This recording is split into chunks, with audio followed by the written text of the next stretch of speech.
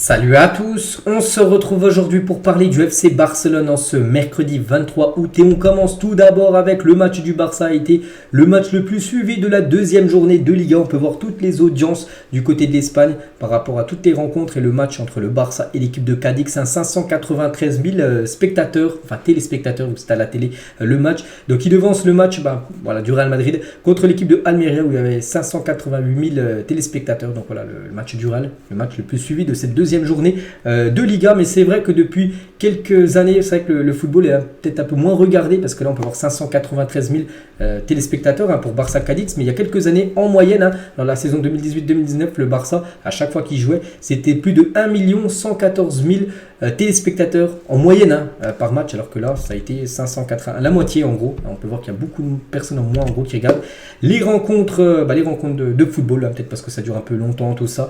Donc voilà, concernant les audiences du Barça ou même des autres clubs de Liga. On va parler de Sergiño Dest. Dest, il n'appartient plus au Barça, on le sait. Et hier, il a joué déjà son premier match du côté du PSV. C'était le match de barrage aller de Ligue des Champions. Son équipe a fait 2-2 contre les Glasgow Rangers. Il a fait une très belle partie Dest, c'est fou. Donc 81 minutes jouées, donc il a été sorti à la fin du match. Donc 51 passes réussies sur 56 tentés, 5 dribbles la plupart, une occasion créée, 0 fois dribblé, 0 faute commise, 100% de tacles gagnés, 7 récupérations et 8 duels remportés sur 11 au total. Et il a fait un magnifique match. Pourquoi il ne faisait pas ça du côté du Barça? C'est fou. Donc tant mieux pour lui, bien sûr. Pour Dest, n'oubliez pas qu'il a une option d'achat. C'est vrai que s'il est bon, n'oubliez pas qu'il a une option d'achat de 10 millions d'euros. C'est-à-dire que si le PSV veut le conserver l'été 2024, ils paieront 10 millions. C'est vrai que s'il fait des prestations comme ça, il sera peut-être gardé, on va dire, par le PSV. Donc on est content pour lui, mais bon, c'est dommage qu'il n'a pas fait des stats comme ça quand il était du côté de Barcelone. La une du journal Mundo Deportivo aujourd'hui, c'est Lamine Yamal qui fait la une, un Golden Boy, donc garçon d'or tout simplement par rapport à la pépite Lamine Yamal. Et si on regarde en bas, il y a un petit article par rapport à Abdé, donc Aston Villa et Leverkusen sur Abdé, qui pourrait partir. Abdé, c'est qu'on parle peut-être de quelques arrivées aussi. Il y aura des départs en cette fin de mercato et Abdé pourrait être un joueur qui pourrait quitter le club. Abdé pourrait quitter le Barça. Le Bayer Leverkusen est sur le marché pour lui. Le club allemand espère faire signer avant la fin du mercato. On est le 23, c'est le 31 août. Vous savez, à minuit, la fin du mercato. Donc voilà, concernant Abdé, il pourrait peut-être être vendu. On en saura beaucoup plus là dans les prochains jours. On va parler de Pedri avec Victor Roque. Une petite photo que Victor Roque a fait la même célébration que Pedri, qui fait souvent bien sûr le joueur Pedri. On va reparler de Victor Roque là dans quelques instants. L'autre une, les gars, du journal en Espagne, un Mundo Deportivo Esport, c'est marqué opération en attaque, en gros l'attaque d'opération. Bref, le Barça ira signer Félix après avoir appris que l'Atlético ouvre la porte auprès. L'Atlético ouvert à prêter Félix en échange du paiement du salaire du joueur. Donc voilà, en gros, il faudrait que le Barça prenne 100% du salaire de Félix pour que le deal se fasse, et le Barça pourrait potentiellement prendre cette option-là. Et Fabrizio Romano, par rapport à Félix, il a dit Félix est à surveiller jusqu'au dernier jour de la fenêtre. Vraiment, il dit, Fabrizio Romano, si ça se fait, ça sera peut-être le 31 août que ça sera officiel, vraiment dans les derniers jours. Parce que là, actuellement, il y a d'autres priorités du côté du club. Le joueur veut rejoindre le Barça, mais cela dépend aussi du fair play financier. Il va falloir voir comment ça progresse du côté du club aussi. Et voilà, vraiment, si ça se fait, les gars, ce ne sera pas encore maintenant, ça sera d'ici quasiment une semaine, le transfert de Félix. Donc voilà, le joueur souhaite toujours jouer pour le Barça, ça bouge pas. Et Jorge Mendes, il travaille son agent, souhaite voir son joueur, en gros son client, on peut dire, Félix du côté du Barça, où Jorge Mendes a des très bonnes relations, on le sait, avec Juan Laporta. Parce que la priorité actuellement, c'est bien lui, c'est Cancelo. Et là, vraiment, on touche au but, parce que normalement, la signature de Cancelo devrait être bouclée demain. Donc normalement, demain, annonce officielle du côté du Barça pour annoncer la signature de Cancelo. Tout est bouclé là, ça sera officiel certainement demain dans la journée. Cancelo va débarquer du côté du club. Voilà, on a hâte bien sûr de l'arrivée de Cancelo qui est une priorité, on sait, Xavi veut depuis longtemps 20 défenseurs droits, donc là c'est imminent, ça serait demain l'officialisation. Concernant un départ, c'est Clément Lenglet, et avec la situation des défenseurs des Spurs ainsi Conte ou Pochettino étaient toujours là, donc les anciens coachs de Tottenham, la signature de Lenglet aurait pu déjà avoir eu lieu, mais Postecoglou, donc le nouveau coach, a sa propre philosophie et ses propres idées, et c'est peut-être pour ça en gros que Lenglet, il n'a toujours pas été signé, peut-être qu'il ne signera pas à côté Tottenham. parce que le coach, le nouveau coach de cette équipe, en gros, il est peut-être pas très fan de Clément Lenglet, alors que ça aurait été Conte ou Pochettino, les anciens coachs. Peut-être Lenglet aurait déjà signé du côté des Spurs. Et Gérard Romero, vous savez, ce streamer espagnol très bien renseigné sur le Barça, il a dit ma sensation par rapport à Lenglet, je n'exclurais pas une lettre de liberté pour Clément Lenglet. En gros, une lettre de liberté, ça serait une résiliation de contrat. Peut-être ils vont se mettre d'accord, le joueur avec le Barça, pour résilier le contrat de Clément Lenglet et il serait libre. Ce serait dommage parce que le Barça, s'il le vend, il pourrait peut-être en tirer peut-être 10 millions d'euros. Et s'il résilie son contrat, le Barça recevra 0 euros. On va parler toujours du Barça. On n'est pas satisfait de l'exclusion de Vitor Roque de l'équipe senior du Brésil pour les qualifications de la Coupe du Monde. Parce que là, on connaît déjà le groupe du Brésil pour les 2 prochains matchs contre la Bolivie et le Pérou. Et Vitor Roque n'est pas dedans. Et le Barça se dit pourquoi il n'est pas dedans. Surtout que Richarlison et Matheus Cunha sont dans la liste. Et ont un total combiné de 3 buts en 2023. Ont été appelés devant Roque qui en compte lui seul 24 buts en 2023. C'est vrai qu'on peut se poser la question. Richarlison, Cunha seulement 3 buts. Ils ont été appelés alors que Vitor Roque 24 buts. Il n'a pas été appelé avec l'équipe première. N'oubliez pas qu'il jouera avec l'équipe olympique, donc l'équipe espoir lors de cette trêve internationale. Vitor Roque. Et Deco qui félicite Vitor Roque par rapport à son dernier but. Il a été buteur, c'était pas l'année dernière, l'avant-nuit dernière.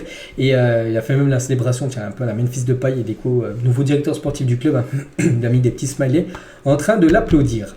Les pourparlers de renouvellement du contrat de Xavi reprendront en septembre après le mercato parce que Xavi a dit que son prolongement contrat, il n'y avait pas de souci, ça allait se faire, mais pour l'instant il ne voulait pas se focaliser sur ça parce que pour lui sûr il va prolonger au Barça, il voulait déjà rester en priorité sur les recrues, Cancelo, Félix, tout ça, et après dès que ça sera la fin du mercato, là on annoncera certainement la prolongation de contrat de Xavi qui devrait prolonger 2 années de plus. N'oubliez pas qu'il est en fin de contrat, qui est en 30 juin 2024, il devrait aller jusqu'au 30 juin 2026. Deco pense que Barcelone commet une erreur en ne signant pas Fresneda, mais Xavi insiste sur Cancelo. Donc voilà, c'est que Cancelo après il est plus vieux, bien sûr que Fresneda. Fresneda il a seulement 18 ans, Cancelo je ne sais plus là qu'il a peut-être 25 ans.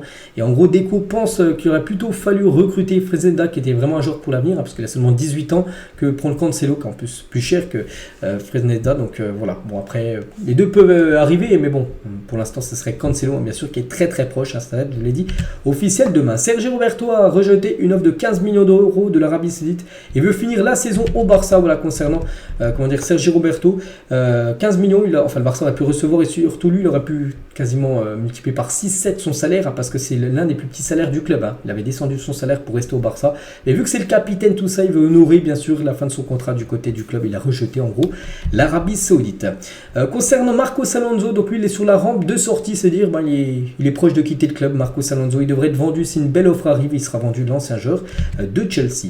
Le Barça est intéressé par Mohamed Kudus pour remplacer Dembélé. S'il ne part pas cet été, le Barça reviendra à la charge pour signer le joueur, parce que ce joueur pressenti du côté de West Ham, et s'il n'a pas quitté l'équipe de l'Ajax, le Barça reviendra à la charge dès janvier prochain pour essayer de le faire. En gros, c'est pas possible là. Le joueur est très apprécié à Barcelone. Le club considère qu'il convient au style du jeu du Barça. Après, ce qui est compliqué pour lui, c'est que c'est son prix. Son prix est actuellement élevé, même trop élevé pour le Barça. Après, j'ai dit, si c'est une méthode, un mode de transfert de prêt, ça c'est totalement jouable pour Kudus, on verra. Ansu Fati avait des offres de la Première Ligue, mais il ne veut réussir qu'au Barça. Voilà, bon, pour l'instant, actuellement, Ansu Fati, c'est vrai qu'on avait parlé d'Ansu Fati, de Ferran Torres, tout ça, qu'elle a quitté le club pour l'instant. Aucun a quitté le club, on est dans J-8, comme la fin de mercato, ce serait plutôt Abdé, je vous ai dit qu'il pourrait potentiellement quitter l'équipe. Le jeune Lamine Yamal, donc lui il va pas quitter le Barça, et il vaut déjà quand même pas mal d'argent. Il vaut déjà 25 millions d'euros à seulement 16 ans. Je sais pas si vous vous rendez compte, c'est très très cher. Regardez, parce que c'est sur Transfermarkt. Transfermarkt, c'est un site en gros qui met chaque joueur combien à peu près il coûte à l'instant T, et on peut voir qu'il coûte 25 millions d'euros pour ce joueur qui est né quand même le 13 juillet 2007. Donc voilà, tout jeune, voilà, 1m80, voilà pour ceux qui veulent savoir la taille du jeune Lamine Yamal. Si le PSG a bien montré un réel intérêt pour Bernardo Silva, le Portugais ne voulait rien d'autre que le Barça en cas de départ. Donc d'après Mundo Deportivo, donc s'il aurait quitté Manchester City, c'était seulement pour le Barça. Il ne serait pas allé du côté du PSG. Pedri, il a dit: le stade qui m'a le plus surpris, C'est le Rams Park du Galatasaray. Je pense, j'avais jamais vu un match dans ce stade auparavant. L'ambiance dans laquelle j'ai joué était incroyable. C'était une vraie folie sur le terrain. Après ça, les autres stades qui l'ont le plus surpris sont le Bernabéu et le Camp Nou. Voilà, les 3 stades qui ont le plus surpris, on va dire. Le joueur Pedri. Toujours avec Pedri, hein, j'aime vraiment regarder la Kings League de Gérard Piqué. Si je n'étais pas dans le contexte dans lequel je suis jouant pour le Barça, j'aurais aimé jouer en Kings League peut-être un jour, hein, peut-être quand il sera plus vieux. Et si bien sûr la Kings League existe encore, mais il aurait joué dans cette Kings League avec des lois un petit peu loufoques, hein. Enfin c'est des lois, c'est Piqué bien sûr qui a fait ses règles de football, mais voilà, vu que c'est un joueur du Barça, il ne peut pas se permettre bien sûr de jouer cette compétition. La Ligue des Champions, le ballon en phase de poule, la LDC, le Barça n'est pas qualifié, on ne veut pas que le Barça connaîtra ses 3 adversaires en phase de poule, ça sera pas demain, ça sera plutôt jeudi prochain, le 31 août, hein, c'est le tirage au sort des phases de poule, on en reparlera d'ici là. Officiel, les 4 capitaines du Barça Athlétique pour la saison ont été annoncés. Donc le premier c'est Marc Casado qui sera le capitaine numéro 1 de l'équipe réserve devant Mouklis 2e, Fernandez 3e et Marc Vidal le 4e capitaine. L'équipe de la semaine en Liga, on peut voir quelques joueurs comme Jules Koundé 7.8 lors du match contre Cadix, victoire 2-0 de Koundé parmi les meilleurs joueurs aussi. Pedri, les deux sont dans le 11 des meilleurs joueurs de Liga. Et Pedri, on peut voir dans cette fois-ci si on prend les 5 gros championnats, on va voir Pedri est bien dedans, milieu de terrain. On va voir les autres championnats comme l'Allemagne, français, anglais, tout ça. On va voir Pedri parmi les meilleurs milieux du week-end. Et on finit les gars avec une petite question du compte officiel de la Liga.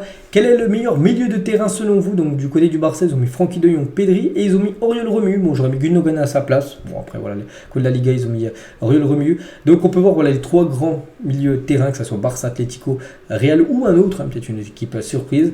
Donc n'hésitez pas à mettre en commentaire pour vous lequel est le meilleur milieu de terrain sur cette image. Donc voilà ce qu'elle va dire aujourd'hui. J'espère que ça vous a plu. On se retrouve demain pour le prochain numéro. Je vous souhaite un bon mercredi et à demain.